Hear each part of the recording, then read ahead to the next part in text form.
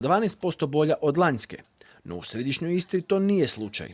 Pad u broju dolazaka iznosi 15%, a u noćenjima čak 24%.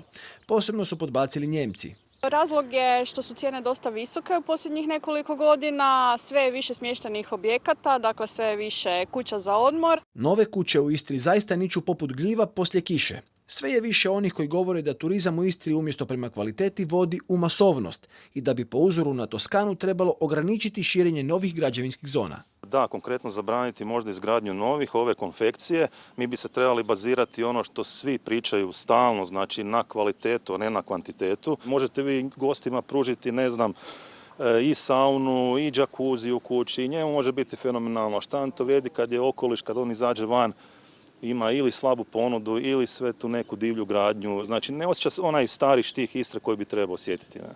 Stari štih Istre gubi se pred turističkom izgradnjom. Zato je